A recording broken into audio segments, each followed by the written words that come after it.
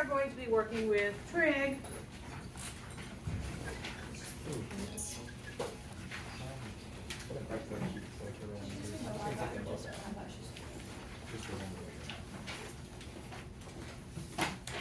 So, some things are on your bright color sheet of paper, some things are not. So we have to kind of figure out what is on there, what's not, and then what we have to kind of memorize and what we don't. So we're going to start with the 6 trigonometric functions. Okay, they are sine, cosine, tangent. So far so good. Okay, what are the ones that pair up with them? What goes with sine? Cosecant. Cosecant. It's been a while. Next guy. Secant. Secant. And last but not least, cotangent. Not on your bright color sheet of paper, I don't think. Not given to you. Okay, so what we're now going to talk about is what we refer to as the reciprocal identities.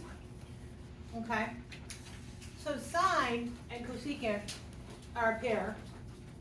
So cosecant is equal to 1 over sine, and sine is equal to 1 over cosecant. Okay?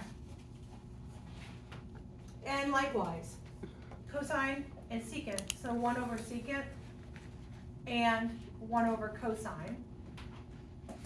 Are we feeling okay? Tangent is 1 over cotan and 1 over tan is cotan.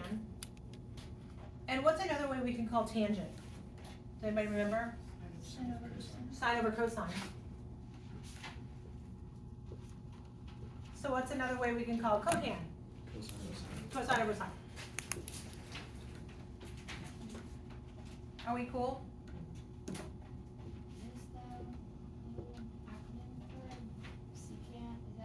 SEC. Yeah, hard to see. Secant. That's not even any better. I tried. All right, are we cool so far? So the next thing we're going to talk about is the Pythagorean identities, all of which I do believe are all 3 on there. So the one that we really worked with last year was sine squared plus cosine squared is 1. Do you guys find that on your bright color sheet of paper somewhere? Okay, kind of pinpoint where it's at. The other 2 that we're going to focus in on a lot, okay, is 1 plus tan squared is secant squared.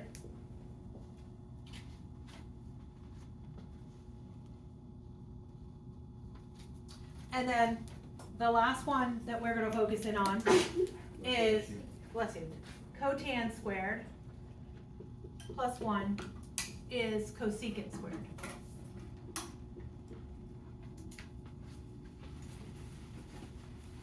Now, just for fun, how many people have absolutely no problem remembering sine squared plus cosine squared is 1? No problem. So it's pretty much, we get that one, we know it, we've seen it. So these sometimes become a little bit more difficult to memorize. So what if I take sine squared plus cosine squared equals 1? What happens if I decide, I don't remember what the other 2 are. What happens if I take that sine squared plus cosine squared is 1 and divide everything all the way across by cosine squared? So let's give that a whirl. What happens if I divide each part by cosine squared? Have I changed it any if I do it all the way across? No. Not at all. Not at all. I have not altered it because I'm doing the same thing to every piece. So what do I have if I have sine squared over cosine squared? Tan squared. What do I have if I do cosine squared divided by itself? 1. 1. Sweet. And what do I have with 1 over cosine squared? Secant squared. Look remotely familiar. There it is, yay, no? Okay, you guys are not as excited as I am. All right, how would I get this guy? Using my basic up here. Divide everything by sine squared. So if I divide everything by sine squared from the original, so how in the world will this help me if I'm got it on my paper in front of me? Well, for this particular course, probably not as much as it could when you go on and you guys fly away from our nest and you guys are in college classes, and if you have to have those memorized, you might be able to go, oh, I remember, if I divide everything by, it gives me what I need. Just, for fun. So cotan squared is, and what's 1 over sine?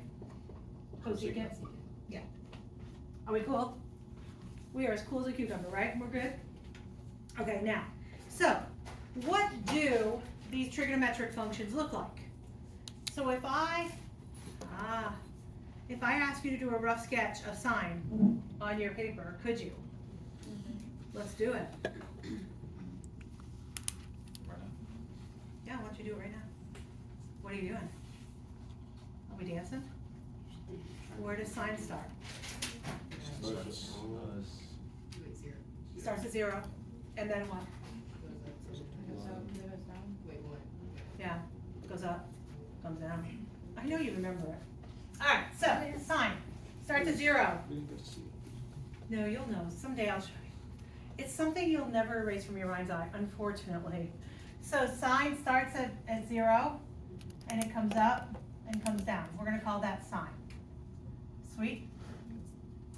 Cosine starts where? Why? Because we have more fun. Oh, yes. Start at 1 because you have more fun. Yay. Now it's starting to come back to you. Start at 1, and what do? You go down, right? Okay, sweet. Last but not least, tangent. That's like the asymptote. You have asymptotes, very nice. Thought you were yelling at me for a minute. So yes, you have asymptotes. And where are the asymptotes located? Oh my gosh, my dance didn't mean anything to you all. At negative pi over 2 and pi over 2. Yes, my friends. It's a robot dance.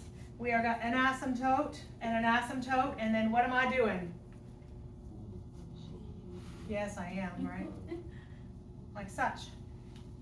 Yes, are we good? Yes? I think you need to dance. Oh, I didn't stretch. I have to stretch for a couple weeks before, I am OLD.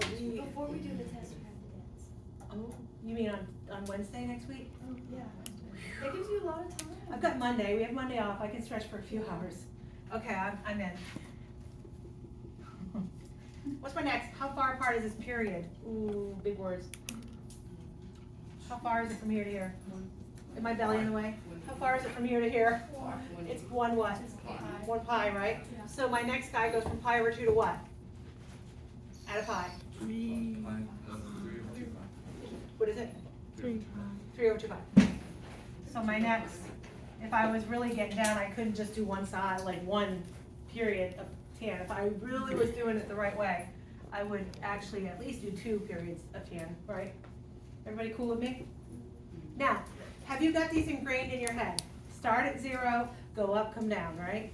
Start at 1 because you have more fun, and then come down and up, and then do the robot dance and shake your body, right? Are we cool? Yeah. So, how do I graph cosecant, secant, and cotan? Yeah. Did you want to dance with me? Connor doesn't want to dance. Whatever. I'm just saying. So, where there's a hump or a bump is where all the action takes place. Okay? So, at this place on sine is where cosecant starts to form. Okay? So, we are going to create a U at that place. And then over here, we're going to create a U at that place. And what do we have in between those 2 spots are asymptotes. We don't do the dance of asymptotes, but we have asymptotes. It doesn't include that, the next one, and then we have a U and a U. So if you know visually the sine wave, then you know how to draw cosecant. It's a U on top of the hump, and it's an upside down U at the other, the bottom hump, okay? Are we cool? Same concept for secant. What do you think it's gonna look like? Oops. It's got a hump and a bump, right? The hump here, if I was to continue with this, would be like such, and then like such. Literally, the sine wave gets erased out of it, gone, gone, gone, gone, gone, gone, gone, gone. And the cosine wave gets erased out of it, and what I have left is secant or cosecant wave. What do you guys think? Good? Okay. Okay, tangent is its own beast, much like the dance in itself. Tangent typically goes from negative pi over 2 to pi over 2. When I'm talking about cotangent, it shifts. My period starts at 0, and it works its way to 180 degrees. The periods are still that long, so it's this. So what used to go from negative pi over 2 to pi over 2 shifts from 0 to pi, okay? And, try to dance this one. So this guy typically goes from here down. It's going to flip-flop. So it's going to start here and work its way down. I'm not sure I've got that kind of rhythm, but, I might be able to go that way. I don't think so. So the next one, again, one full period long. So if this is from 0 to pi, what's the next guy going to be for asymptote purposes? 2 pi. Yeah, add pi every time. Okay? So again, it does this. What do we feel? Are we feeling good? And we're feeling good for those of you that know the dance. You guys can remember what the first couple look like, and then you can just build on. Are you ever going to be asked to graph these? Once in a blue moon, they'll say, take this cosecant graph and put this line through it. How many times does it touch? Something like that. So you have to have a visual of what it looks like. that kind of helps. All right, how are we feeling? Yes. Okay, now get your calculators out.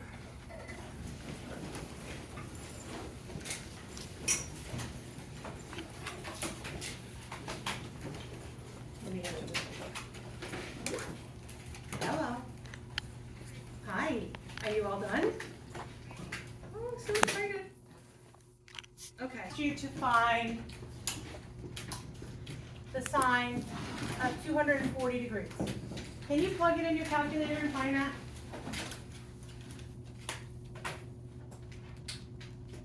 Yeah, no worries. Feeling good? Or I could pull out my handy dandy unit circle that has lived through a lot, and I didn't pee on it, I promise. So 240 degrees, 240 is right here. Sine is what letter? Good catch. Sine is what letter? Ooh, is it the X's or the Y's? They're the Y's, right? So what is the sine at 240? Negative. Square root of 3 over. Negative. Negative square root of 3 over 2. Are we feeling good? What did you get when you stuck it in your calculator? Negative square root of 3 over 2. Mm-hmm. Sine's always your Y values, yeah. Feeling good? So you all told me by the use of your handy dandy calculator, negative square root of 3 over 2. What if I asked you to find the cosecant of 240? Most calculators doesn't have a cosecant graph, button, yes or no? Who knows with your wonderful calculators? But we do know that sine and cosecant are reciprocals of each other. You feeling good? So literally I could take this and go 1 over the sine of 240. Are we feeling good about that? Or we could recognize that the final resultant answer that we got in the first place is also known as the reciprocal of the other answer. So what was the negative square root of 3 over 2 will now be what? Negative 2 over the square root of 3. And if we were to clean that puppy up, what would I do? Multiply the top and the bottom by the square root of 3. what's the actual proper terminology for what we just did there? We rationalized. So -2 square root of 3 over 3. How do we feel? Yes, no, maybe so? Cool. Questions, comments, concerns, issues? You're good? As a recap, we used our calculator to find sine of 240, and our calculator so nicely gave us an answer. However, I'm old school. I pulled out the handy dandy unit circle. That is gorgeous. I know. Just touching it kind of gives you the heebie-jeebies, doesn't it? It's so old. Okay, so having said that, nothing wrong with something that's old. I understand that it's perfect. Yeah. It might be a little tattered, but we are all okay. So the sine at 240 is the negative square root of 3 over 2. And if I was to ask you what's the cosecant, in my brain I'm like, ooh, that's the reciprocal identity of sine. They're reciprocals of each other. Hence, the answer we got, we can just flip, and we rationalize it. Or we can plug sine of 240 in the calculator, do 1 divided by that, it should give us our answer. Are we good?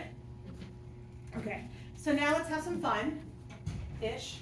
I call it fun. You call it torture, but that's okay. Let's see how we come good memorization skills for this. All right, we're going to solve. What does solve mean? Find the answer values of, right? Secant squared minus tan of x minus 3 equals 0. We're solving between 0 and 360. Okay, so if I'm utilizing my calculator, what mode will my calculator be in? Degrees. Degree mode, right.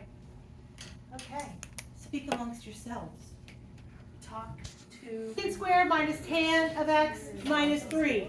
What comes to my brain is that tangent I could kind of do something with. However, secant squared is not one of my ones that I can stick in the calculator. So I'm gonna.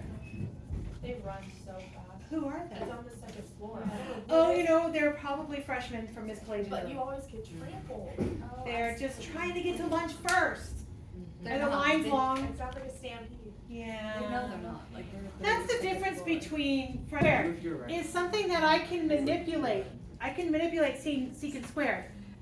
What is it? I gave it to you earlier. Secant squared is Over cosine. 1 plus tan squared.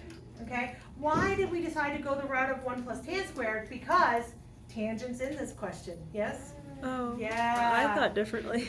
Well, you can do it differently. We're all going to come to the same result. It's I just, made everything cosine. okay, you made everything close. Yeah, because it's 1 over cosine and tan can be sine over cosine. And then you multiply everything by. No, no idea. Yeah. Okay, now we're going to combine like terms. And this thing screams, I'm a trinomial. Yeah. You must factor me. Yeah. You must. Okay. This is, you know how last chapter we did that thing called use substitution? Like we said, okay, let's make it look like this and then we can manipulate it and then come back to it. Yeah. I could do the same thing here, like tan squared minus tan minus 2. I could rewrite as like u squared minus u minus 2 if it makes it a little easier for you to factor in your head. But tan squared is something that you have to factor to become tan squared, tan times tan. So, I mean, you make the call. A lot of people insist, a lot of real math teachers will insist that you use that use substitution just to make it visually more appealing. But to me, I know, and I'm pretty certain you all can take what tan times tan is. I think you all got that under control. I have faith. So, what do I do now? 2 and 1. It's a 2 and a 1. We're feeling good. Yeah. Negative, positive. So, my two results are going to be tan of x equals 2 or tan of x equals negative 1. And this is bringing back lots of great memories. Lots of memories. How do I solve for x? Inverse tan both sides. Oh, we love this stuff, Miss Kay. Yay! I knew it. I knew you were thinking that. So x is equal to tan inverse of 2. X is equal to tan inverse of -1. I am in what mode in my calculator? Degrees. I am indeed in degree mode, and I'm gonna plug that in my little calculator, and what do I get for this first x? Q is 63. What? 63.4, okay, sweet. Are we feeling good? Yes? Okay, good. What's my next guy gonna be? -45. You say -45. Mhm. Okay, we are not scared that they are out of my range because I know how to find potential ones that fall between 0 and 360. So what shall I do? Well, I should draw. So this guy starts at what we know as -π/2, also known as -45. Feeling okay? Yes? And then it moves over to 45 degrees. So far, okay? Yes? Okay. And then it continues, right? The next guy would be, what's the next guy gonna be?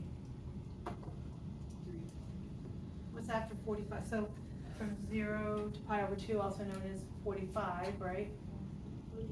No, 90. Oh, goodness, Krajewski. That's good, because I was like, how's the asymptote gonna bind that one? Okay, I feel better now. So let's keep going. What's the next guy gonna be? 180. I'm adding 180 to it, so 270. Feeling it, feeling it. Thank God that hiccup just happened in the beginning of the day. What's the next guy gonna be? Add 180 to 270 plus 180 is? 360. Definitely not. 450. Why could I get that, but not the rest? Who knows? Okay, so, do a quick sketch. Oh, are you all looking at me like, how'd you get those numbers? I am. I mean, I'll take it. Okay, you'll take it for the team. Yeah. So I know it's normally when we draw, it's from -π/2 to π/2, which in reality is not 45s, they're 90 degrees. π/2 is 90. Pi is 180 divided by 2 is 90. Feeling good? So -90 to 90, and every single one of them is 180 degrees more. So you can keep it as π/2, or you just put it as 90? or- Yeah, they're equivalent. If I take out my handy dandy unit circle, you'll see that 90 degrees is the same as π/2. Okay. How's that feel? Yeah, that makes a little more sense. Thank you. Right. So what you guys learned from me last year is that your answer for tan is really, really easy. That's the easiest grouping of ones that you can do. Because what's the next answer always gonna be if we're talking tans? Plus 180, right? So if this guy is at -45, which is about right here, what's the next guy gonna be? -45 is not between 0 and 360. However, if I add 180 more, what do I get? So what's -45 plus 180? 135. Is 135 falling between 0 and 360? Yes. Thumbs up, yes. So one of my answers is 135. Add another 180 to that, just for fun. 135 plus 180. 315. What is it? 315. 315? So is that cool? Is that between 0 and 360? Yes. So another one that works is 315. If I added one more 180, am I out of my realm? So I don't worry about one more 180. Okay, the other guy was 63.4. Is that between 0 and 360? Sweet, that's one of my answers. Okay, add 180 to it. What do I get? 243.4.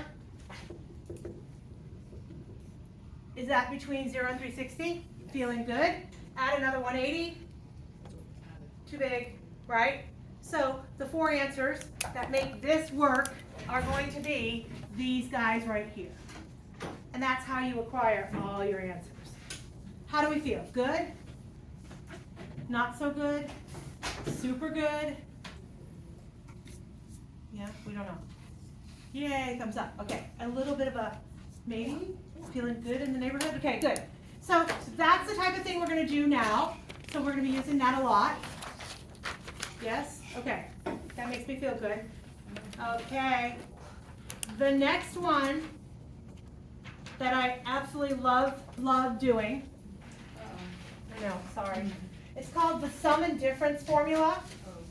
The sum and difference formula is located on your bright colored sheet of paper, so the good news is you don't have to memorize it.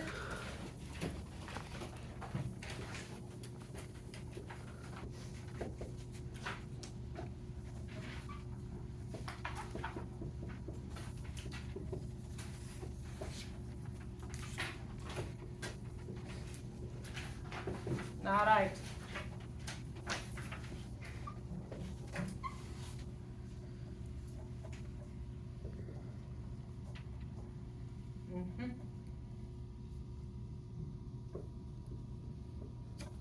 Okay, I'll let you write that down. And then we'll discuss. Miss K. Yes. What's the name of the YouTube channel that everything gets uploaded on? It's gonna be located on your Google Classroom link, Okay. and then she adds to it every day. So she adds to it every time we do a lesson. Okay. So when you click on it, you'll see today's date, Okay. Do you do it like? not today's date. You'll see tomorrow's day because it takes all night. It takes all night. Yeah. A-levels take all night. I'm really, really good at A-levels apparently. Okay. So So tomorrow. I'll see this lesson tomorrow. Mhm. That's cool. Yeah. Okay. Yeah. Thank you. Thank you for doing that. I do appreciate it a lot.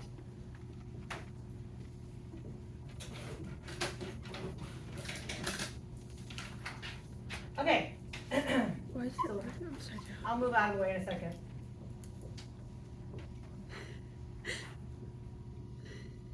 Oh, cut off my minus sign. There we have it.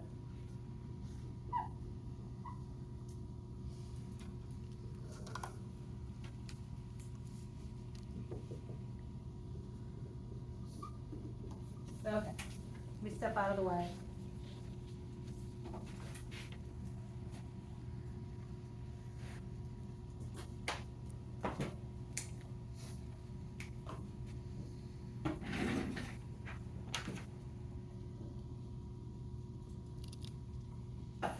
On your bright colored sheet of paper, are they written as I wrote them there, or are they written as separate equations?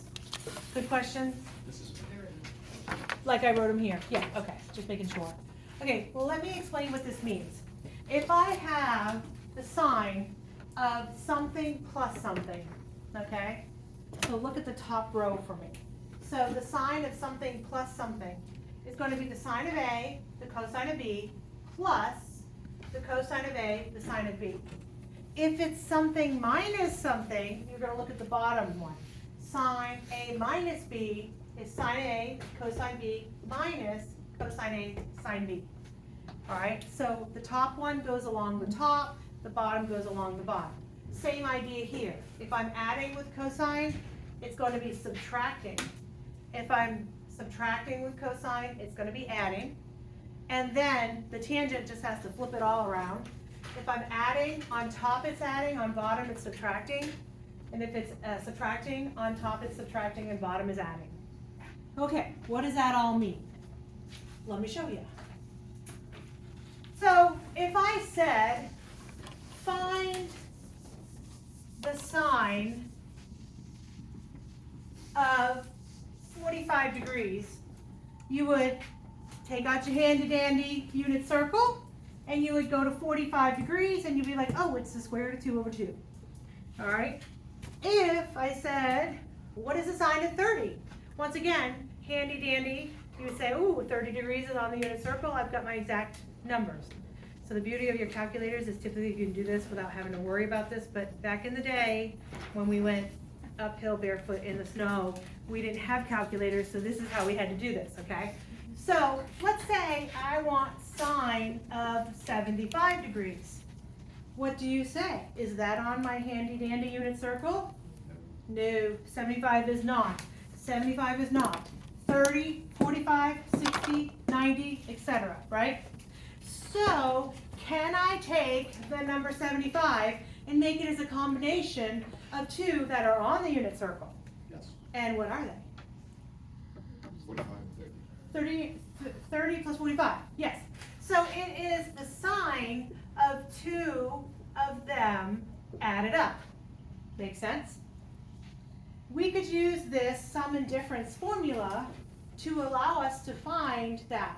Now, the beauty of your calculators is most likely you could put sine of 75 and get an exact answer, not a decimal answer. Like you could get exact, but let me show you the marvels of non-calculator mind. So it's the sine of two things added, so we are going to go across the top, sine A cosine B plus cosine A sine B. So it's going to be, in this case, A is 30 and B is, that doesn't even look like a B. B is 45. You all hear that? You hear it? Okay. I hear it too. Every time they come in, they can't hear it. I'm like, I swear, it's doing some funky thing. So, sine of 30, cosine at 45, good, plus cosine at 30, sine at 45. Are we cool? What is the sine at 30? Handy dandy unit circle says it's 1/2, yes? Cool, because it's my y value. What is the cosine of 45?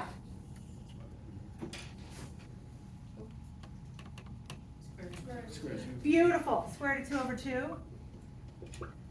Cosine of 30? Yes, square root of 3 over 2. And last but not least, sine at 45. Square root over 2. Yes. Again, if it said find the exact answer, not the decimal answer, what would we do? Well, we would clean this up a little bit. We would have the square root of 2 over 4 plus the square root of 6 over 4. That to me is sufficiently cleaned up. They might want you to say the square root of 2 plus the square root of 6 over 4. What does your calculator do? Square root of 6, square root of 2 over 4. You guys are so lucky. Lucky people. Miss Kay, Yes. on the exam, would they want us to like show that room, or could we just plug it in our guide? So I'm going to tell you, we're not typically going to use numbers like this, 75. We're going to show that, you know how you make one side look like another? We're going to take the cosine of 3 theta and show that it can become this. Well, what is 3 theta? Oh, it's 2 theta plus 1 theta. And then we're going to form it into a sum and difference formula. So are we really going to use it to find a value? Possibly not. But we are going to use it a lot. You know what I mean? But I need you to have an understanding of what it looks like. Are you good? You feeling good? Feeling good? Can't feel any better than that? Yes? Okay, good. All right, I appreciate that. Okay, so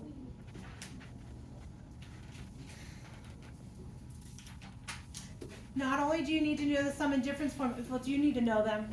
Is it on your bright color sheet of paper? Yeah. So you don't have to memorize them, you just have to know where to find them.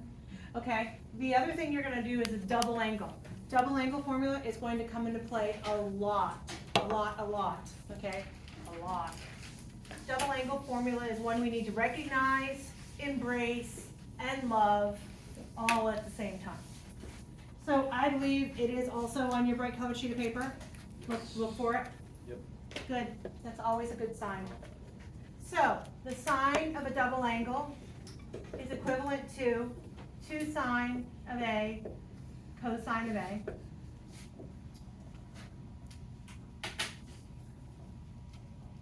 Okay. Cosine is a unique situation. Cosine has 3 options. It can't just be satisfied with one.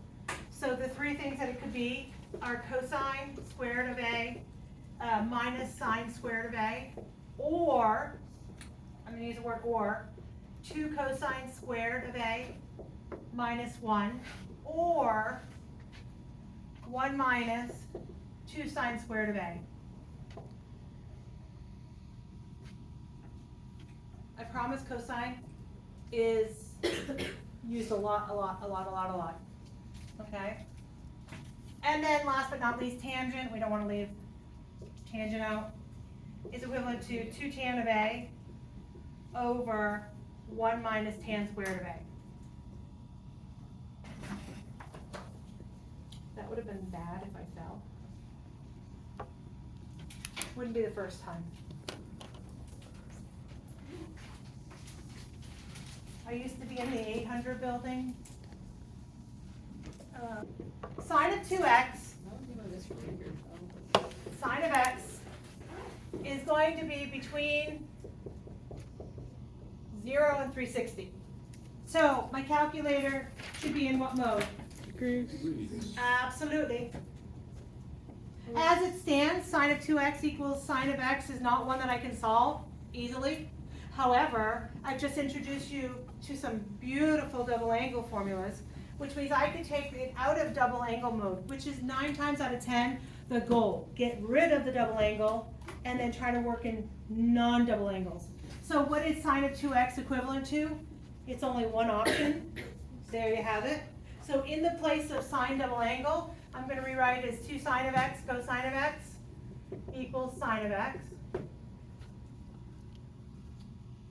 And then I'm going to go, ooh, if I want to factor this puppy, I'm going to bring it all to one side and make it equal to 0.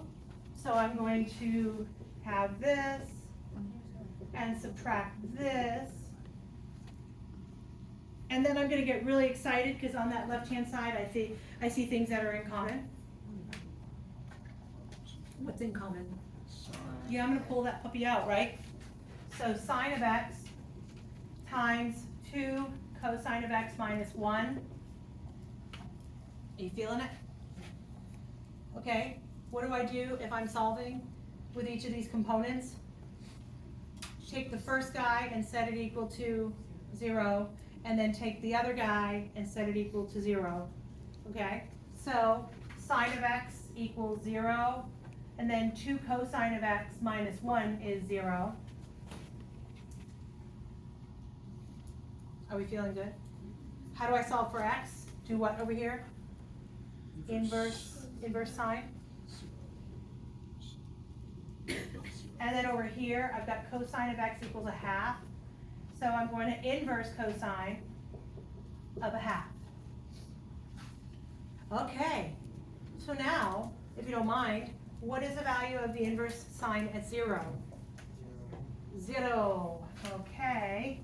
And then what is the value of inverse cosine of 1/2? 60 degrees. And my answer wants it to be between 0 and 360. So the art of dance comes into play here. So what does sine look like? Starts at 0. Starts at 0, comes up, comes down, comes up, that's 360. Are we feeling good?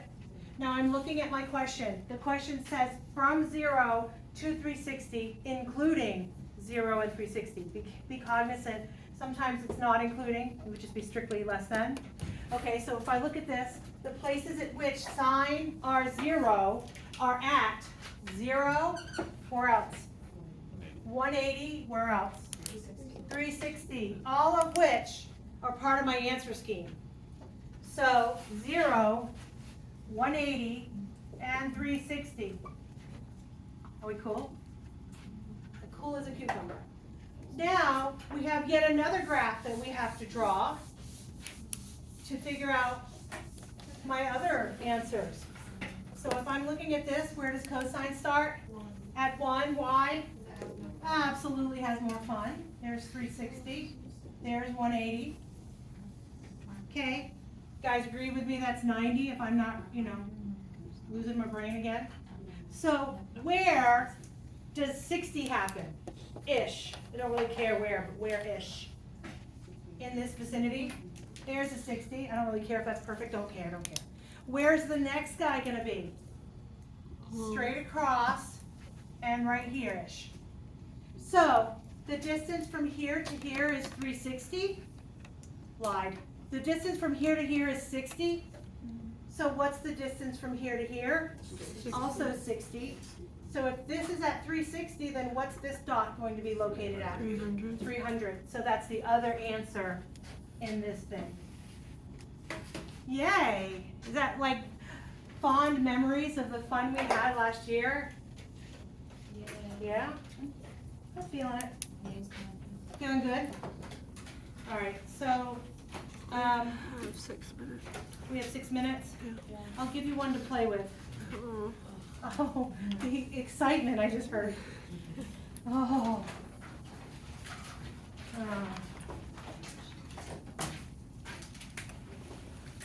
And then we'll come back tomorrow to do it. Cosine of double angle, x, plus 3 sine of x equals 2 from 0 to 2 pi.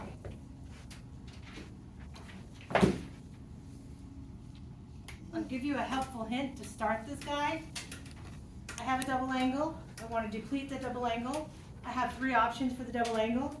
One has cosine squareds and sine squareds.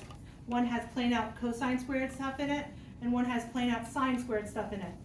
The other thing, as I scan my eyes across, the other thing that I'm working with is the word sine. Sorry, sine. So of the 3, which is the most reasonable one that I should use? The one with just the sine squares. So what is cosine double angle in terms of sine squares?